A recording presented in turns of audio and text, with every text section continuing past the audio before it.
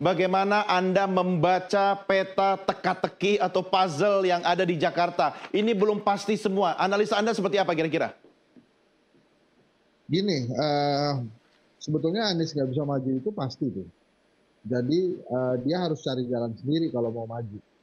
Nah, saat ini menurut saya jalan yang paling terbuka itu ya berpasangan dengan Kaisang.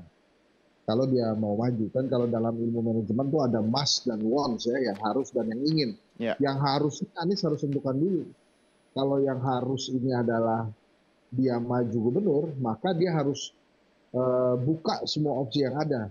Nah, sampai hari ini kalau mau aman ya dia langsung say yes ke Kaisang. Kalau Anies Kaisang kejadian, ya nggak ada Ridwan Kamil, karena kan Kaisang perwakilan dari tim kelihatannya ya. Karena begini, eh, kalau misalnya kemudian Anies menunggu PDI Perjuangan dan PKS, ini juga akan sangat lama prosesnya. Kalau PDI Perjuangan sendiri kemudian mendukung Anies Baswedan tanpa PKS, ini nggak bisa kejadian gitu kan.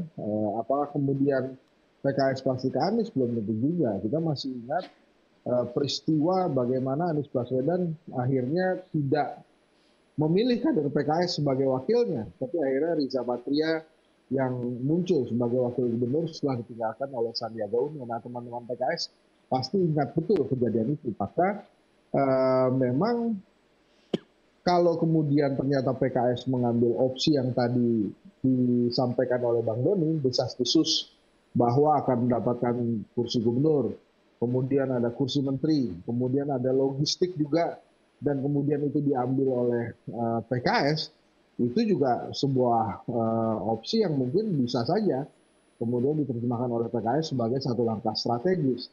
Karena kalaupun Anies Baswedan misalnya menunggu PDI Perjuangan dan PKS, apakah kemudian Anies Baswedan akan memilih kader PKS sebagai wakilnya? Kalau dihitung-hitungan politik, nggak mengembang tuh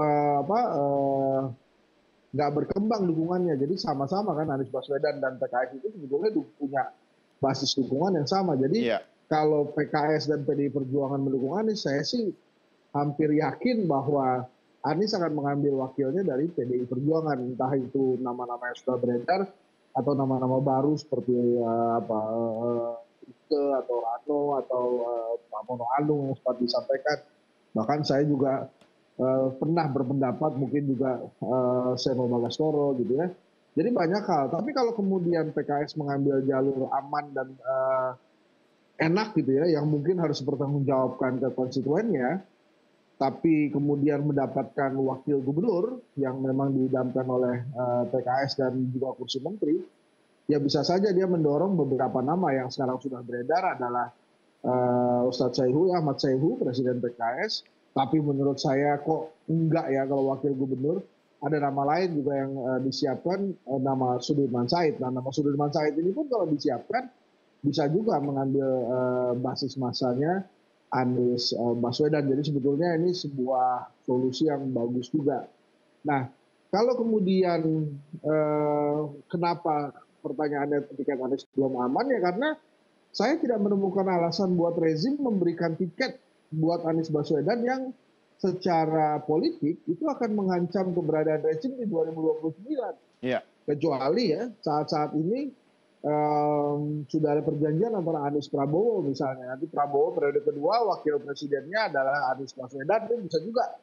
Nah itu kalau ada perjanjian komitmen seperti itu ya mungkin kartunya Anies ini dibuka, dihidupkan lagi. Tapi per hari ini saya nggak menemukan alasan kenapa rezim harus memberikan jalan kepada Anies Baswedan untuk bisa hidup lagi kartunya. Sementara di sisi lain Kaisang sudah ada jalannya gitu, pasti dia akan menggunakan jalan itu sebagai wakil gubernur atau gubernur atau apapun itu terserah Kaisang. Tapi Kaisang punya kemewahan untuk memilih daerahnya mau di mana kok. Bahkan sebagai ketua umum dia pun bisa menjadi menteri. Kira-kira gitu tuh Mas Doni. Ya, oke.